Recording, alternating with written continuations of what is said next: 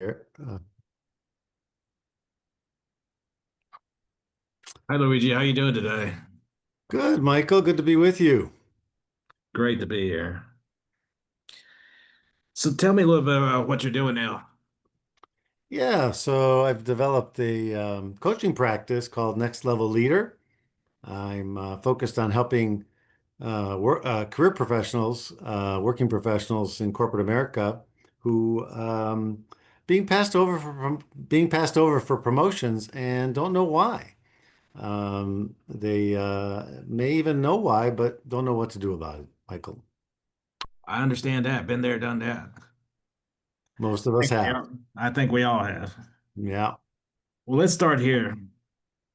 Why do many performing professionals, even those making 150K or more, feel like they're not going nowhere or being passed over?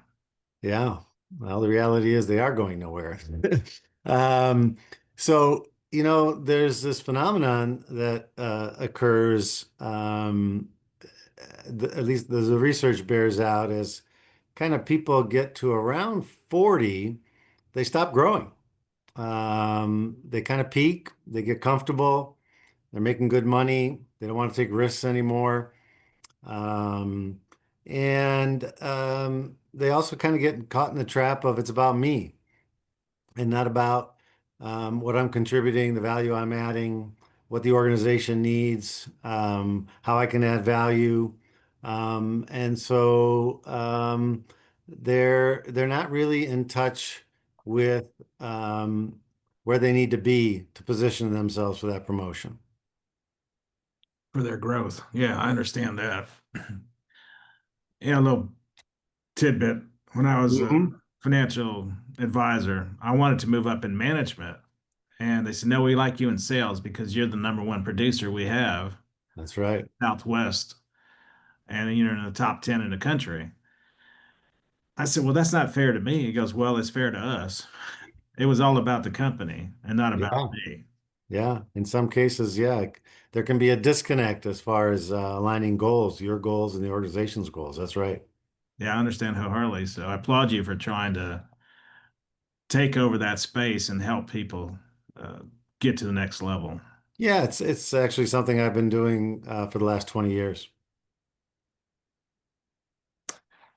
What's really going on when they get a perfect review, but they are stuck and they can't get out of that position? Yeah, so reviews are an interesting phenomenon in and of themselves. Um, you know, they can be pretty trite. They're done once a year. Um, Most managers actually don't know how to do good reviews. They check boxes. Um, some people. I was working with a company recently, a software company, where people were getting fives, exceeding expectations, but they weren't meeting goals as an organization. They hadn't developed a new product in years. And so it just kind of became this kind of groupthink within the organization that, hey, you know what? We just give people fives. That's what we do. And so you got to be careful about that process, how authentic and real that is. Are they genuinely really evaluating your performance against the right metrics, the right goals that you have about what you're trying to really accomplish in your role? What's important to the organization? Um, so um, it has to be genuine and effective. And let's say it is. Let's say you are killing it and you are doing the right things. That doesn't mean you're still drawing the right attention to yourself for the next opportunity. Your manager may know it, your subordinates may know it, but the right people in the organization might not know it. So there's more work that has to be done. Yeah, I can understand that wholeheartedly. Hmm. How does the corporate system reward obedience from someone who's just there? Yeah, well, I think conformity is a big part of fitting in into corporate America in an organization. adopting the norms of the organization, making sure you're fulfilling what the organization wants from you, and toeing the line, if you will. And so people become risk adverse, and they're not willing to perhaps innovate or experiment or offer new ideas or try new things. Even ask for permission to do that sometimes. Hey, I have an idea. I think there's an opportunity here. I'd like to explore.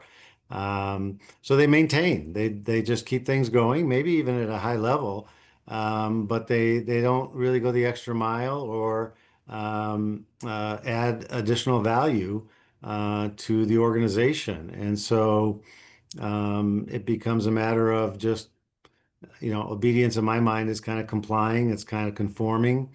It's not really putting yourself in an uncomfortable place, in a place where you might actually grow and change and develop.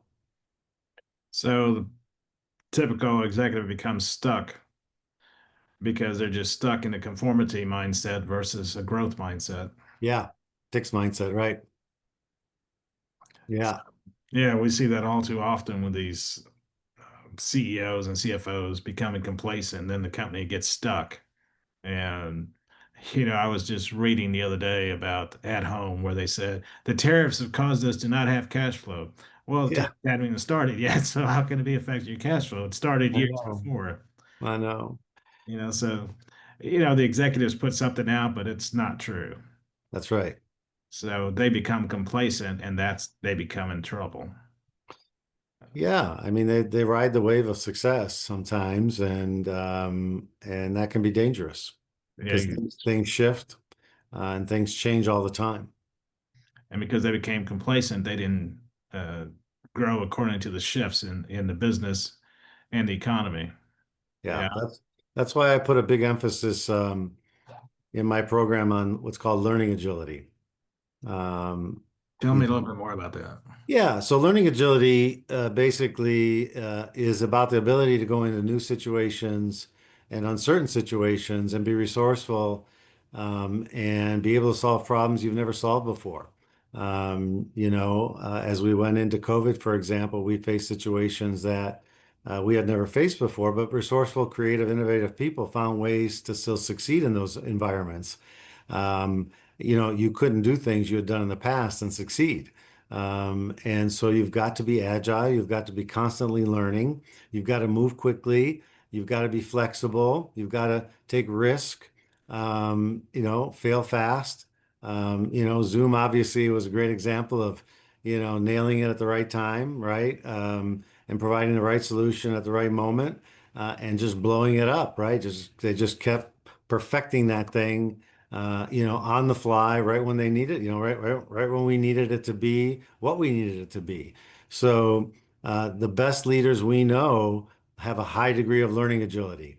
They're constantly, continually improving themselves and paying attention. They have situational awareness. They're paying attention to the circumstances. They're adapting and adopting new practices every day to succeed. So um, the leaders that get stuck are not demonstrating that learning agility. Yeah, and we're seeing that a lot these days. Yeah. I tell everybody you need to get a coach. And he says, well, I'm not playing sports. I said, no, you have to have a coach in life. That's You have, right. you have a coach when you work out the gym. You have a coach in sports. Yeah. You have a coach when you go to church, the preacher. You Yep. have a coach in God. He gave you a game plan. You need to follow it. So, That's right. We can't always see the things we need to see. right, Others can see things sometimes we can't see. right. So it's always good to have another set of eyes looking at what you're doing, That's right. wrong or right, and help you get out of that conformity and complacency. Yeah, I like to put it in the frame of guidance. Yeah, excellent.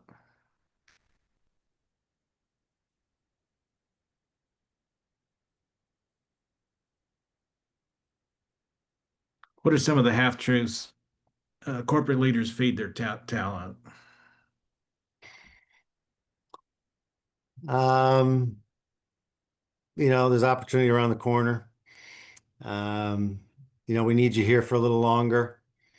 The probably the one that bugs me the most is managers who hold on to their talent and won't let them go. In the sense that you know, there's opportunity, but they won't encourage them or let them go to another opportunity in the organization. They hold on to them because they say, you're so valuable here.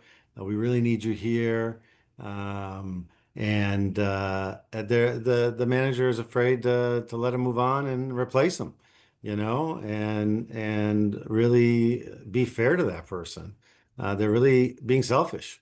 A lot of leaders and managers are very selfish about their talent. And so, um, that's really a half truth in my mind. It's really more of a lie than anything. I think the other thing they feed them because it's hard to keep top talent. And if you're not investing in them and developing them, they're going to go. And so, the half truth is that we value you, we trust you, we have confidence in you, but they're not investing in them and they're not developing them. Yeah, sometimes managers get jealous of their top talent Oh and yeah, want to hold them back. that's right. And I've seen that all too many times in my career and in other people's careers that Yeah, they just continue to hold them back, don't allow them to go to conferences, don't allow them to that's sign right. up for educational products, saying it's not in the budget, it's not in the budget, but everybody else is going. Right. Not in our team's budget. Yeah, It's just uh, the word can't is not in the dictionary. It's won't. right. You Right. know, Yeah, I had that happen to me recently, Michael. An organization I was with, I was there 4.5 years, and the person in charge wouldn't let go of the role. They were only really part-time director of the group. They had 80% responsibility elsewhere, and they wouldn't let go, and they wouldn't let me grow into the executive director role there. And that, as much as they knew I was capable and of it, they just wouldn't let go, and I had to go elsewhere. I I see it all the time. Yeah. Okay. So how do you help them introduce a new path of their career? An executive who's stuck and is not going anywhere where they're at, or they've recently been let go. Well, those are two different things. Let's So take the first one. yeah, yeah. I mean, someone who's stuck, um, we've got to do an assessment. We've got to do an audit. What's going on, right? Right. Is it about you, or is it about your circumstance in the organization and the opportunities that are really there and available to you? Are they the right ones for you? Or is it about you? So, I talk about the three no's of career success, KNOWS. And the first one is you got to know yourself very well, obviously, right? You got to know who you are, what your strengths are, and all that. But even more importantly, in this context, are you seeing yourself the same way the organization is seeing you, right? There's got to be congruity. And often there's a disconnect there.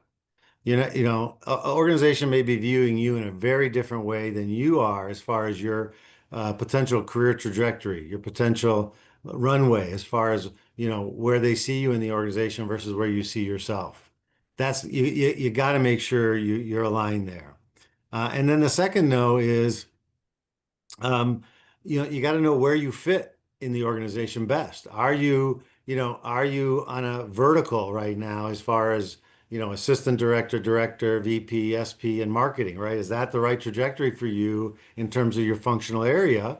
Or, if you want to really be a top leader in the organization, should you be, more on a rotational channel in terms of other types of opportunities, expanding your skill sets, especially in Fortune 500 companies doing an international tour, right? People are reluctant to do those because it's unsettling. But you won't get where you want to get if you don't do that. So, where do you fit in the organization best? Are you aligned with your real aspirations and the roles that are available to you? Oftentimes, people chase the things that they think they should be chasing and not the right ones for themselves. So, you really got to know where you fit and how to chart the right path for yourself.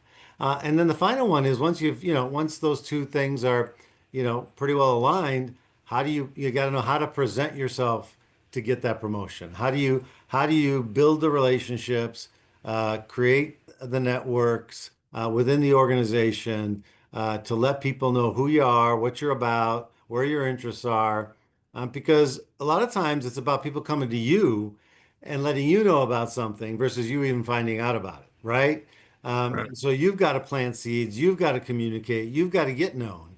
And so it's about how to present yourself in the appropriate ways in the organization. And that's something that those three things, folks do not do well by themselves often. How about someone who's just been let go and they're uh, downtrodden Yeah. and they just can't get out of the mindset, I got fired, I got let go. Yeah. I Well, got, I've been there, and for 10 years I worked with people in career transition. That's not something I really care to do anymore. I It's understand hard that. work. It's It's really hard hard. work. A Yeah. lot of hand holding. Pardon? A lot of hand holding. Well, it's tough. Yeah, I mean, how people handle that is like grief, like losing a loved one. Some people handle it well, some don't. It's a big loss in their lives. Sometimes it's a loss of identity, which Right. is really serious. Other people shake it off and move on. You see the extreme from one end to the other. And so but the bottom line is, I got involved in that business. I'd been through my own career transitions. I modeled I did what it took to move through transitions, and I was able to help a lot of other people through their transitions. But this program is really about helping people who are in organizations currently really get to the next level. Now, if it turns out that we evaluate, the three no's and it becomes that the opportunity isn't in the organization, they need to move outside the organization, then there becomes sort of this transitional element we have to look at. How do they find something somewhere else, right? Which is a different challenge. And in terms of how you go look for something in the market. But yeah, right now I'm actually there's a program out there for all those federal workers that were let go. They were Yeah. looking for volunteers to help them, and I'm actually coaching a young lady who was let go, research scientist, trying to find work right now. It's been 6 months, and working with her on a volunteer basis, pro bono, because I've done it there. I've been there before, and it's hard. It's a thankless job finding a job. It is. I understand wholeheartedly. Yeah. Well, I congratulate you on that, working pro bono and helping that person. Yeah.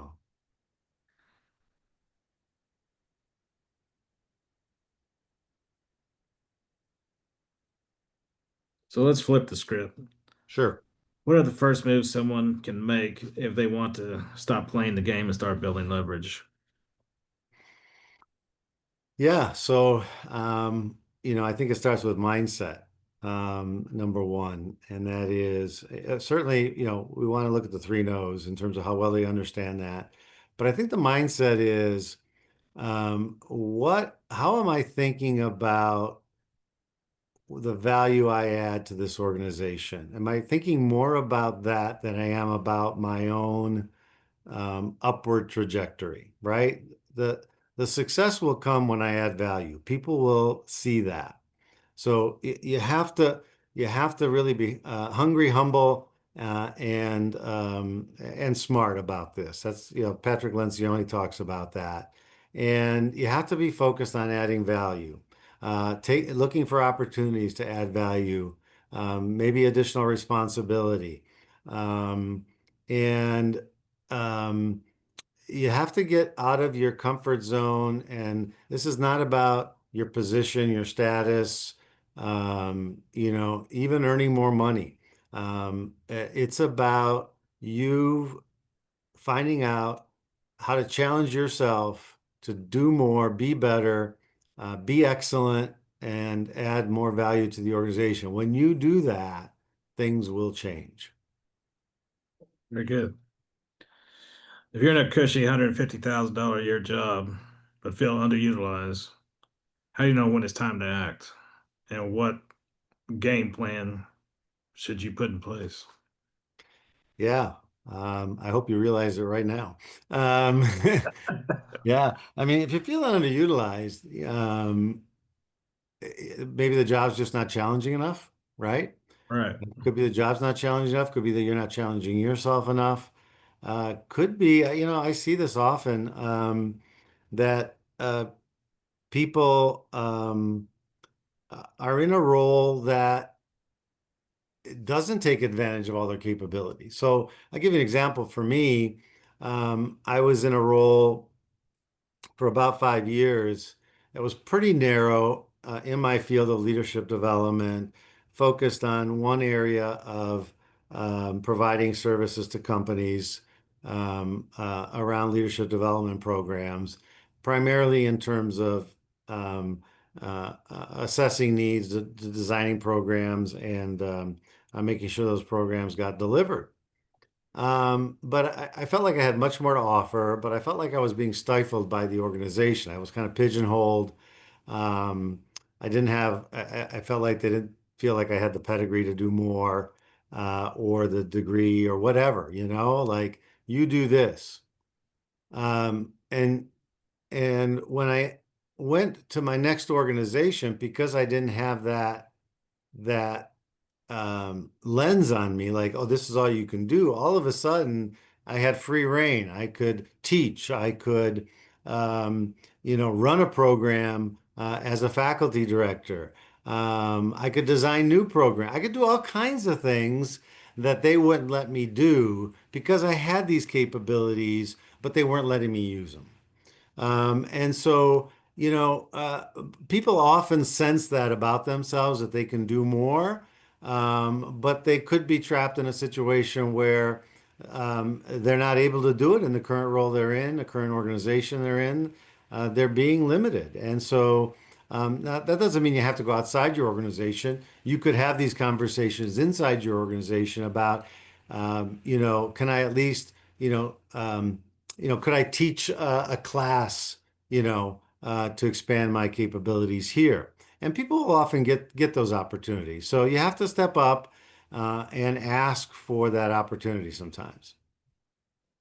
Yeah, I understand that.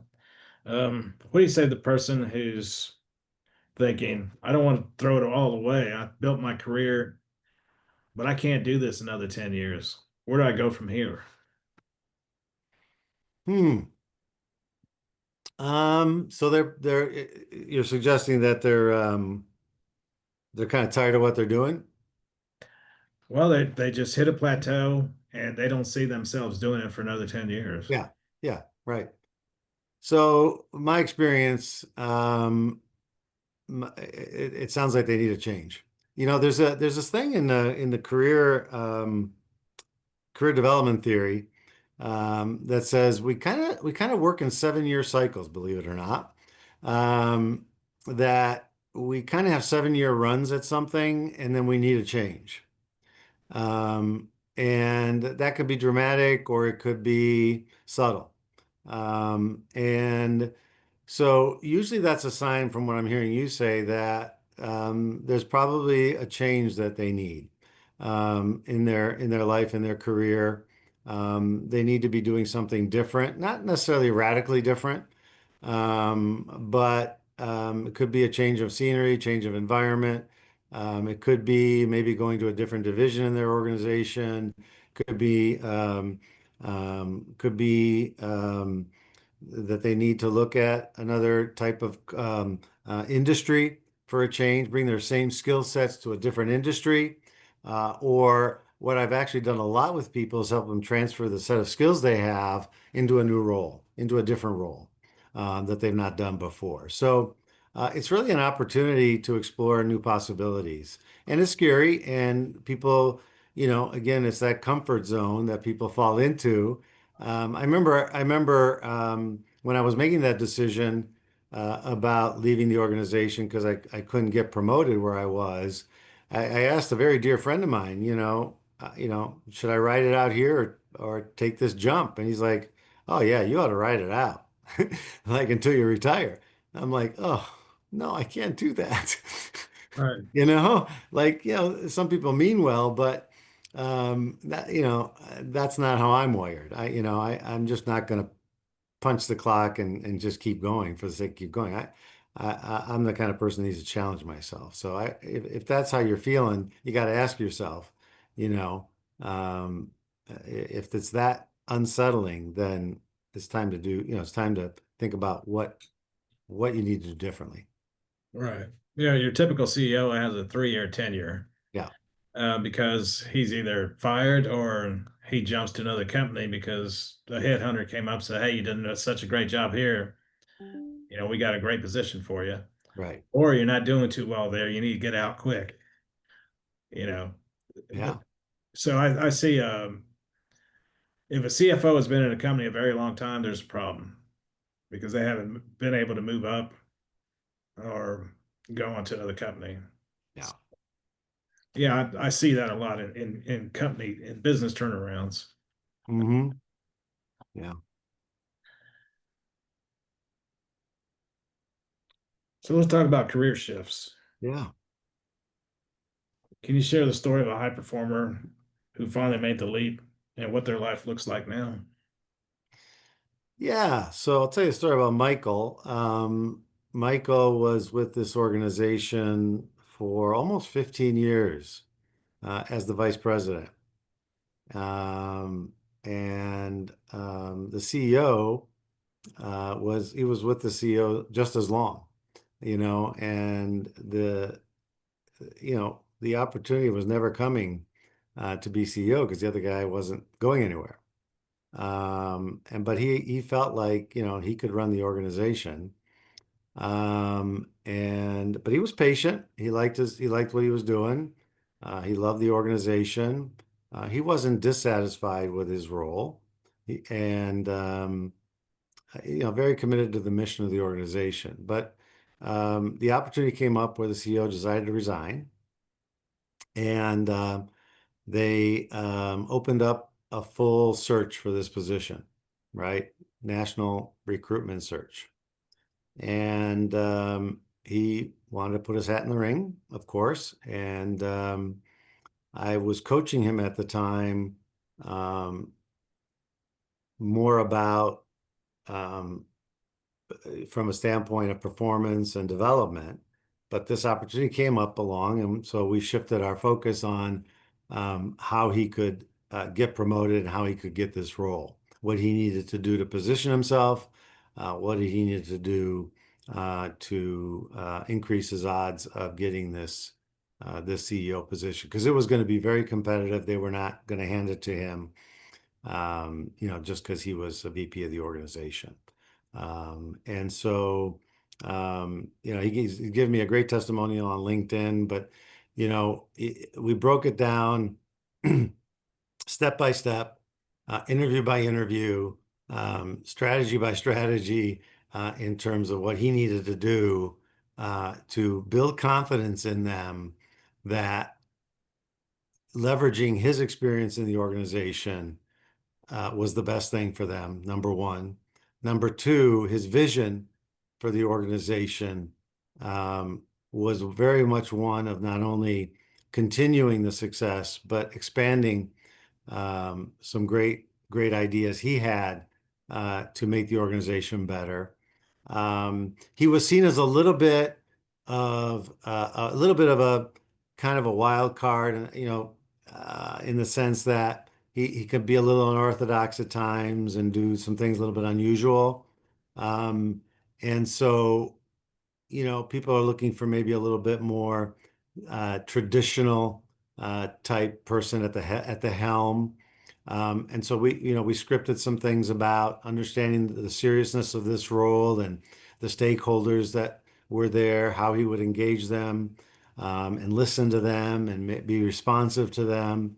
We looked at everything that was necessary to make sure that he would win the day. And one of the things that happens in this process, Michael, that I see often is people get way ahead of themselves in terms of wanting to get this role and not just staying in the moment. Like the goal of the first interview is just to get to the second interview, not to get hired. Like you've got to plan it step by step. And so keeping people focused, helping them anticipate questions, being prepared with the good answers, knowing what to anticipate, who your competition might be, what the committee might be looking for, being very thorough. That's the kind of work I do with people. I help them look at everything that could be, might be, needs to be, so that you're fully prepared to take that next step. And he became CEO. And I continued to coach him in his transition for about the first 6 months, and he was off and running and didn't need me anymore. A pretty successful transition there. Yeah, it was wonderful. It was a very satisfying engagement. He gave me a great testimony on LinkedIn. Said, one of those ones where he said he couldn't have done it without me. How invaluable is that? Well, I had two more questions on him, Sure. but you Yeah. answered all up front. So, one Okay. of the questions was, what did they struggle with the most in the beginning? I guess you had to slow them down a little bit to get through the interviews versus just jumping to be CEO. Yeah. So Yeah, it's one thing to visualize it and see yourself there, right? That's all good and well, and that's good exercises. But you got to get down to the moment and really scenario play, right? Who's on the committee? What are they potentially looking for? There's so many things you need to think about. did he struggle with anything or? Not really. No, I mean he pulled it together. He knew, I mean, this is something he really wanted. He was very coachable. That's the beauty about Michael. He was very coachable. He trusted me. I had helped people, as you know, in career coaching, career transition, prepare for interviews um, and negotiate, deals. And it's something I'd been doing for a long time. And so, he really trusted me. I would say things and he says, "Oh yeah, that makes sense," So no, his confidence grew throughout the whole process and it was great. Well, that's great. So he saw his results pretty quickly. I mean, you talked about him giving you a great LinkedIn. So Yeah. within Great 6 months, testimonial. It was about a 3 to 4 month process from when they posted the position to when he got hired. So, you got to be patient. These things take time, right? that was very quick, 3 or 4 months, because typically Well, 6 months yeah, ever. opening from when they opened up the position, it was about 30 days of them taking applications and then reviewing them and then interviewing them and narrowing down. Yeah, people have a misconception. So and so was just hired as CEO, but there was a long process to get him to be hired. They That's don't right. understand that. It wasn't the next day. They'd been interviewing him for a while. That's So, right. That's right. yeah.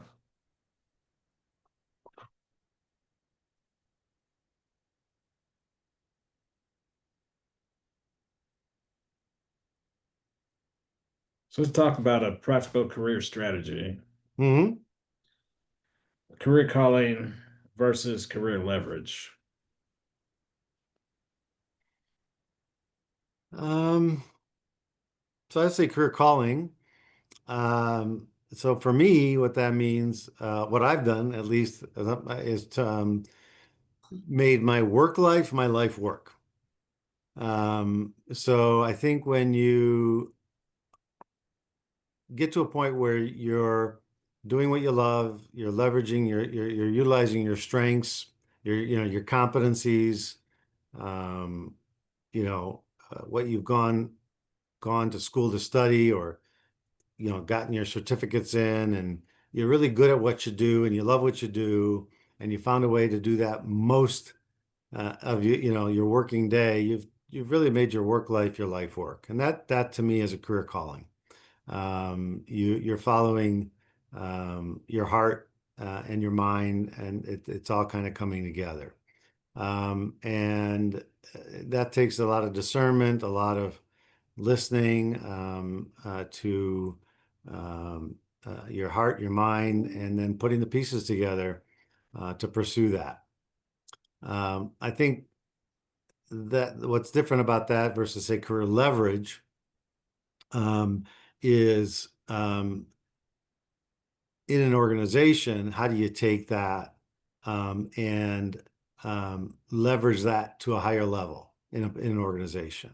So it's one thing for me to be doing that, like I said, say as managing director in an organization versus executive director or associate dean in an organization if I'm in a university, right? So how do I leverage that to a higher level in the organization where I have more influence? More impact, wider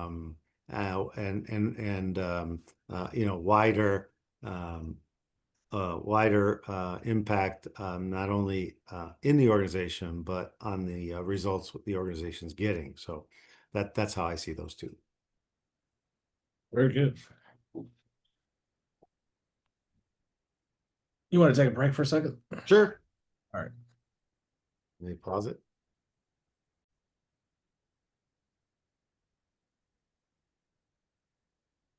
So, Luigi, what are the signs you've hit the ceiling in your company, even if you're still doing well on paper? I think there's a few signs.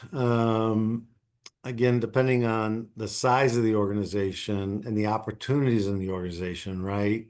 It could be that in an organization that has a lot of longevity with people that are not moving on or moving up,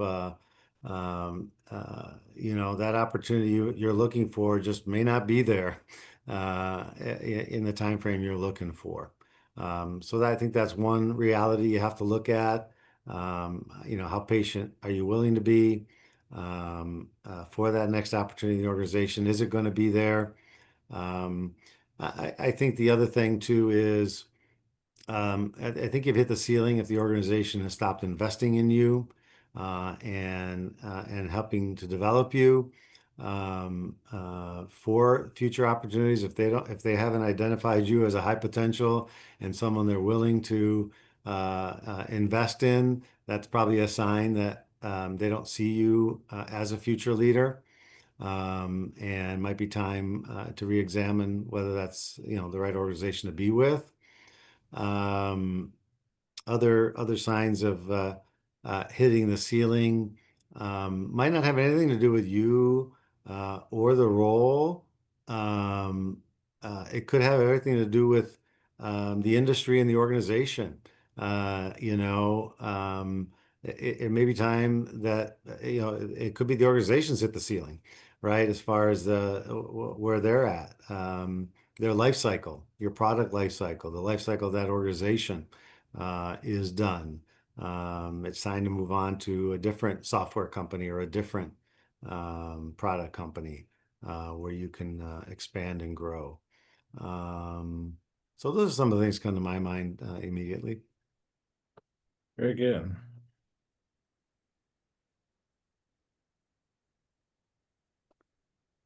How can someone start building something on the side, uh, countering their position at a company? You know, buying a franchise or anything, consulting on the side to other companies in a similar industry. Yeah, so I think that Without hurting their income stream. yeah, well, I'm a big fan of multiple streams of income. That's been that's what I've had that my whole life is multiple streams of income. Yeah, certainly I think that's a good idea. For a corporate professional, for example, I think about someone I just met recently who is a marketing professional. She went into an organization, right? But she retained a client of hers, that was very important to her, that she's been doing work for a long time in terms of supporting that, her marketing efforts. And I think, I think that's wise. I think whether you negotiate that up front, as a non-compete, it's non-competitive and it's something that you want to continue to do, um, because maybe it's not only another stream of income, but it's energizing. It's an area of interest of yours that you might want to explore further down the road again. Um, so that's something maybe as you're going into an organization you want to retain. But if you're in an organization and I think where consulting and or looking at other opportunities is to help your growth. So if you're not getting the opportunity in the organization to stretch your skill sets or have an opportunity to build a new set of skills, then you may need to look outside to do that and prove yourself that you can do that, and then be able to let the organization know that you've built up these skill sets that you'd like to utilize in the organization. So that's another possibility, to find a niche that you really are good at. Um, actually, this reminds me. It's kind of similar, maybe in a way. I remember one of the career transition folks I worked with was an IT professional whose hobby was to do financial advising, on the side. He was always helping his friends, his family, and so he finally got licensed. And but he was still an IT professional full time. But then he came to us and said, "I want to make my hobby my full-time work." You know, and so something like that can spark a whole new career for someone. Indulging a hobby, an interest, can lead to some incredible things sometimes for people. Yeah, I can appreciate that. Similar to Tom Brady, being Yeah, the quarterback with the New England Patriots, but on the side, he was advising his teammates on how to build wealth and financial advising to them. yeah, yeah. You never know. Yeah, because that was what he studied in college. Yeah, so he had a secondary income and he helped a lot of his teammates keep their wealth instead of throwing it all away foolishly. That's great. Okay, let's talk about a call to action. All right. If someone's listening right now thinking, that's me, I'm paid well, but going nowhere, what's the first move they should make this week? Yeah, go ahead and click below, set up an appointment with me for a free consult. We'll look at your situation, see if we can help you, um, given where you're at, and we'll go from there. Sounds good. Where can people go if they want to explore creating leverage outside of their job and learn how to build income impact and, create a new identity for themselves? Yeah, that's also something we can explore if that's the route they want to go. We can have that conversation as well. So, how do they reach you again? Yeah, just click below on the link below. It'll ask for your information and it'll take you to a video where I'll share a little bit more information about what I do and how I do it. And then you can book an appointment with me. So, do you do a consultation and how long does that process take, do you think? Yeah. Oh, no, just under an hour. And then we'll share with you what our offering is, our solution, in terms of how we can help you to work through this challenge in your life right now.